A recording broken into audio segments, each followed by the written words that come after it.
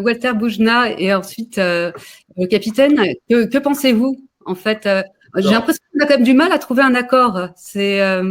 J'avais dit tout à l'heure, c'était illusoire, démonstration, très compliqué. On n'est pas en guerre simplement depuis le 12 juillet. Moi, personnellement, je suis en guerre depuis 2017. Quand j'ai compris que le système, enfin que la caste avait placé un outil et que le système politique était consanguin, que les médias étaient vendus à 95% et qu'il était impossible de compter sur des institutions qui nous ont trahis, d'ailleurs on l'a vu il n'y a pas longtemps, des partis politiques qui défendaient leur beefsteak et leur caste, et que finalement il fallait créer autre chose. Donc moi je suis en guerre tout seul, peut-être avec quelques-uns quand même, depuis 2017. Pour moi, cette histoire de 12 juillet, bien sûr, c'était un déclic, comme l'a très bien dit. Alors qu'est-ce qu'on fait? Parce que, en fait, tout le monde se sent en guerre, mais en fait, tout le monde part seul au front. Non, mais attendez. Alors, je répondais juste sur le fait qu'on est vraiment en guerre. Bon. Et qu'on ne se libère pas avec des fleurs. Ça ne veut pas dire qu'il faut tout casser. Eux nous veulent en guerre. Eux nous veulent en guerre. Eux nous veulent en guerre et ils ont la force en face. Donc on n'aura jamais de rapport de force et c'est délétère, on ne fédérera jamais la population. Sophie, on est dans un vocabulaire guerrier. Sophie, est-ce qu'on peut parler sans être coupé ici? Merci. Alors tu sais que guerre, c'est aussi une image. Tu peux comprendre ça, guerre, tu vois, je ne suis pas armé ce soir. Donc nous sommes en guerre. Il faut montrer une détermination. Une union, c'est difficile. C'est très difficile, hein, trouver une union. Même au niveau politique, à tous les niveaux, c'est très difficile. Et j'en sais quelque chose. Chaque mouvement politique, citoyen, croit détenir la vérité. Moi, le premier, hein, j'avoue. Donc, c'est très dur de s'allier. Mais il faut trouver le dénominateur commun pour créer une alternative. Alors, quel est-il le dénominateur commun? Vous avez tous.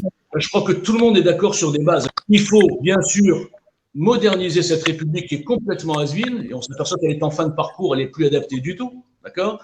Donc, il faut mobiliser déjà autour de ça. Mais pas que ça, c'est pas une fin en soi. Il faut ensuite donner des axes dans chaque volet de ce qu'on appelle un programme, qu'on le veuille ou non. Alors nous, ce qu'on prône, je ne vais pas parler de ça ce soir, hein, nous, ce qu'on prône, c'est déjà le concept du mandat impératif. Le RIC à tout va, ça devient de la gouvernance par sondage. Pour moi, c'est un gadget. Si on monte une belle mécanique avec un mandat impératif, on peut arriver à fédérer sans faire trop peur aux gens qui sont un petit peu habitués à des trucs très classiques. Bon, mais figure sur les manifestations. Arrêtons de dire il y a celui-là, donc j'y vais pas. On s'en fout. Pour l'instant, le sujet, c'est pas politique. C'est de montrer à ce gouvernement qu'il y a une résistance. Ensuite, la construction, l'heure de la construction viendra. Par exemple, nous, on a pris un peu d'avance. Et puis moi, avec le GSPS, ça fait 4 ans que j'attends l'heure de la construction. Ensemble. Non, mais ensemble, d'accord. Mais l'ensemble, c'est un mot un peu magique, fourre-tout, quoi. La vérité, c'est quoi? C'est qu'aujourd'hui, on a une justice qui est vendue, un conseil constitutionnel qui est vendu. Donc, tous les avocats du monde, ils pourront démontrer que c'est illégal. Il y aura des rejets, des refus, des machins. Ils n'ont plus de limites. On est dans le no-limit maintenant. Walter Boujna, vous en pensez quoi? Alors, je voudrais rebondir sur ce qu'a dit le capitaine. En fait, évidemment que c'est une manipulation de masse. C'est évident que les preuves ne se comptent plus. C'est-à-dire qu'on peut démontrer par A plus B. C'est-à-dire que si on enlevait l'environnement vaccin et médical et on disait que ce vaccin était un tournevis, on reprend toute l'histoire et personne n'aurait accepté ça. C'est-à-dire qu'on aurait compris que c'est une arnaque de bas étage. Il ne faut pas oublier que pour une opération de cette envergure, il faut bien sûr des architectes, il faut des corrompus, il faut des outils placés, comme Macron, mais il faut surtout des outils zélés. Et les outils zélés, en fait, il faut juste regarder l'expérience de Milgram. Jusqu'où va l'autorité, jusqu'où les gens obéissent à une autorité, même quand elle est complètement délirante. On s'aperçoit que le chiffre global de la moyenne, c'est 65%. 65% des gens vont, à la fin de l'épreuve, sans remettre en cause jamais l'autorité. Même quand elle se contredit, même quand elle ment, même quand elle insulte le mec, même quand elle menace le mec, ils vont jusqu'au bout. Ça veut dire que ces gens-là, comme le disait le capitaine, ils connaissent tout ça. Ils connaissent ces fonctionnements de masse. Et ce qu'a dit Sébastien, c'est extraordinaire. Ça montre que quand on est juste logique, qu'on réfléchit à la bêtise, à la contradiction de ce qu'il nous donne comme consigne, on ne peut pas obéir. Et on se retrouve, nous, les moutons noirs.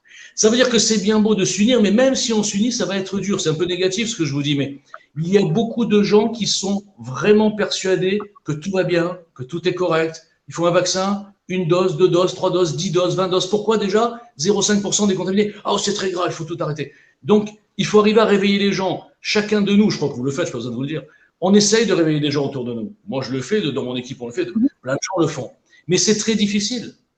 Alors, comment on pourrait faire pour les déprogrammer, en fait? Ma méthode, je n'ai pas une méthode, mais ma façon de faire, c'est toujours de déplacer le sujet dans un autre contexte complètement différent. C'est ce que je fais en comparant le vaccin avec un tournevis. Je veux dire une confidence, même ma mère, il faut comprendre qu'elle est Télématin, hein. Elle est Télématin, elle est France Info, donc bon, elle est foutue, quoi. Elle est à l'opposé de mes opinions politiques. Quand je lui ai expliqué le tournevis, elle m'a dit, ah ouais, là, ouais, c'est vrai que c'est quand même bizarre. Bah ouais, tu vois un peu donc les gens peuvent se réveiller, mais c'est un travail de longue haleine, hein. Nous sommes en guerre, comme nous a dit notre président. Je dirais, nous sommes occupés. Moi, on est occupé par une caste de mondialistes, donc nous sommes en guerre et donc on vise la libération. Et pour viser la libération, vu qu'on est quand même pas mal de mouvements citoyens dans tous les sens, c'est bien d'ailleurs, ça montre qu'il y a une réaction. D'ailleurs, depuis les Gilets jaunes, et je les félicite pour ça, ils ont montré aux gens qu'on pouvait créer des choses et qu'on pouvait peut-être changer le scénario écrit depuis longtemps par Macron, c'est-à-dire Macron, Le Pen, Macron et Macron qui gagne. Bon. Mais je voudrais rebondir quand même sur ce que vous dites, sur le sujet d'ailleurs. Le problème des manifestations est le suivant. Moi, je ne suis pas un spécialiste, je n'ai jamais fait de déclaration de manifestation, donc je trouve que c'est même très bien qu'il y ait des gens qui se mobilisent, etc. Le problème, c'est que c'est souvent enlevé par des mouvements qui sont plus organisés, qui sont un petit peu politisés. Bon. Moi, j'aime pas entendre que la manifestation est organisée par Philippot. Moi, j'ai rien contre lui, mais moi, comme disait Sophie, ça m'énerve parce que ce sujet, il est vraiment il n'y a pas de parti là. On défend nos libertés. La liberté n'a pas de couleur, c'est ni droite, ni gauche, ni machin, on s'en fout complètement. Il faudrait quand même que tous ces gens, que je félicite, je répète, d'organiser une manifestation, c'est très bien, arrivent un peu à se parler, oublier leurs différences, et qu'on n'ait plus des gens qui disent « Ah ben non, j'y vais pas parce que comme c'est Philippot, c'est extrême droite, ah ben non, j'y vais pas comme c'est Rodriguez, c'est l'extrême gauche ». Et finalement, ça fait beaucoup moins de gens qui vont aux manifestations parce qu'ils sont bloqués par leur bord politique, c'est idiot. Là, il n'y a pas de bord. Là, il faut montrer qu'on est nombreux. Il faut montrer qu'ils nous prennent pour des abrutis quand ils nous disent 200 000 alors que c'est 2 millions. Il faut montrer qu'il faut qu'il y ait des images incontestables. Et il faudrait, je pense, se mettre d'accord sur un seul parcours, un seul endroit. Non pas un seul endroit à Paris, non, partout en France. Mais chaque fois, le même parcours.